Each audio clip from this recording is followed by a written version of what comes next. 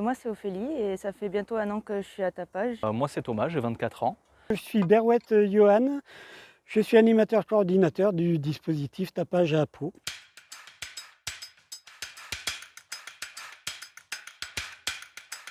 C'était au début pour des problèmes financiers. Et voilà, et après aussi, j'ai entendu parler qu'on pouvait avoir un suivi et un accompagnement, donc ça m'a intéressée. J'étais SDF, en fait, j'étais à la rue. J'allais tous les jours prendre mon café en fait, dans une association où il y a des éducateurs et du personnel voilà, du social. Et donc ils m'en ont parlé parce qu'en fait je faisais la manche avant. Et au bout d'un moment je n'arrivais plus à faire la manche parce que j'ai gagné en dignité en fait. J'ai voilà, juste la honte de faire la manche. Donc voilà, j'en ai parlé aux éducateurs et ils m'ont parlé de tapage. Et voilà, et depuis ça fait 3 mois que je suis là. Ça permet d'avoir des sous pour manger, certes, mais aussi, enfin, voilà, ça fait du bien, ça décompresse de la semaine. Je connaissais pas du tout, je savais pas comment ça marchait et tout. Et du coup, bah, j'ai rencontré donc Yoann, le responsable de tapage, et puis le reste de l'équipe. Et ben, c'est fort sympathique. Voilà, j'aime bien les gens, j'aime bien la cohésion de groupe. Donc bah, maintenant, je reste à tapage aussi pour le côté, bah, ça me fait plaisir en fait. Voilà, ça me fait plaisir de venir tous les jeudis, de parler, de rigoler avec tous ces gens, et voilà, et de me faire 40 balles.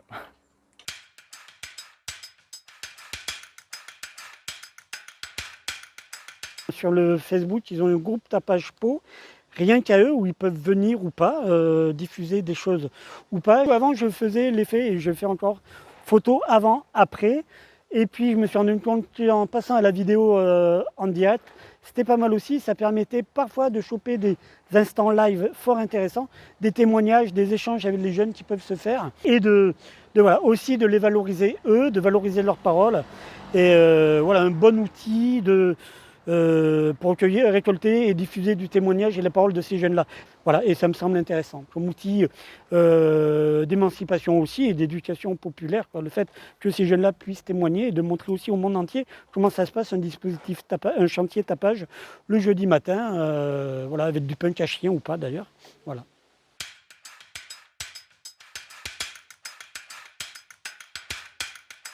Moi, je suis particulièrement chef de chantier, donc je supervise un petit peu l'équipe. Voilà, je donne des directives et je travaille avec les autres à désherber la voirie. Ophélie, c'est sur une des discussions que nous avions avec d'autres dispositifs tapage en France, il s'avérait qu'à Bordeaux, ils utilisaient aussi le fait d'avoir des tapageurs relais, de les faire monter en compétences comme ça, chef de chantier. Et puis, juste après cette réunion-là où c'était évoqué, je trouvais l'idée intéressante. Et donc, je me suis dit que laisser le chantier sous la responsabilité de Ophélie, d'une jeune qui en veut, vu le groupe qu'il y avait aussi, ça pouvait être intéressant. Moi, c'est pour moi une opportunité de pouvoir mettre en pratique ou du moins expérimenter l'autonomie et l'indépendance au sein de l'équipe. Loin du patronat, je pense qu'être chef, c'est pas être supérieur, et donc du coup ça me permet de faire comprendre aux autres qu'on est une équipe et qu'il n'y en a pas un plus haut que les autres, et que si tout le monde se gère, finalement il n'y a pas vraiment besoin de chef.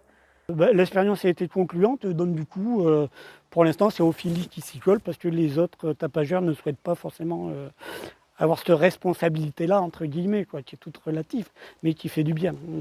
Les soutenir, les motiver et voilà, leur montrer qu'on est tous dans la même galère, et que du coup, si chacun avec ses spécificités met la main à la pâte, on ne peut qu'avancer plus vite et plus loin.